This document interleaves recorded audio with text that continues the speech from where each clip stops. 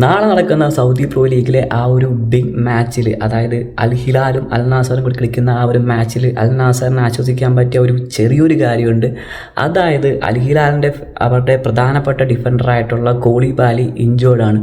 So കോളിബാലിയുടെ case ഇപ്പോൾ കഴിഞ്ഞ അൽ ഹിലാലിൻ്റെ ആ ഒരു മാച്ചിൽ, അതായത് കിങ്സ് കപ്പ് ഫൈനലിലും കോളിബാലി കളിച്ചിട്ടില്ല. സോ കോളിബാലിയുടെ ആ ഒരു ആബ്സെൻസ് അൽ നാസറിനെ മുതലെടുക്കാൻ പറ്റുമോ ഇല്ലേ എന്ന് നാളത്തെ ആ ഒരു മാച്ചിൽ അറിയാൻ പറ്റും. സോ അൽ നാസറിൻ്റെ ആ ഒരു സ്കോഡിലേക്ക് വരുമ്പോഴും ഇഞ്ചുറി പ്രശ്നങ്ങൾ അവിടെയും ഉണ്ട്. അതായത് അൽ നാസറിൻ്റെ വിങ്ങേഴ്സായിട്ടുള്ള ഏഞ്ചലൊക്കും അതേപോലെ തന്നെ കോമാനും ചെറിയൊരു ഇഞ്ചുറി പ്രശ്നങ്ങളുണ്ട്.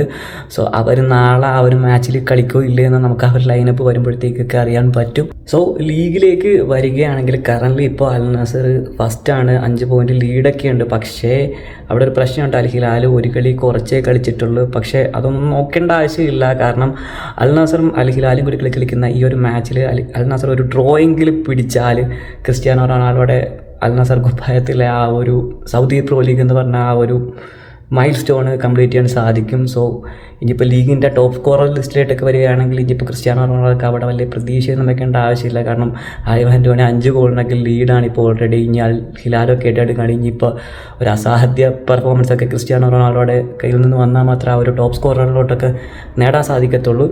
ഇനിയിപ്പോൾ ആ ഒരു ബെസ്റ്റ് പ്ലെയറൊക്കെ ആർക്കാ കിട്ടുമെന്നൊക്കെ നോക്കാം. ഈ ഒരു മാച്ചൊക്കെ ആയിരിക്കും അത് ഡിസൈഡ് ചെയ്യുന്നത്. ഇൻ കേസ് അൽ നാസർ ഈ ഒരു മാച്ച് ജയിക്കുവാണെങ്കിൽ അൽ നാസറിന് കപ്പ് എന്തായാലും കിട്ടും. ആ ഒരു ബെസ്റ്റ് പ്ലെയർ എന്ന് പറയുന്നത് ഹാവോ ഫിലിക്സിലോട്ടൊക്കെ പോകാൻ ചാൻസ് ഉണ്ട്.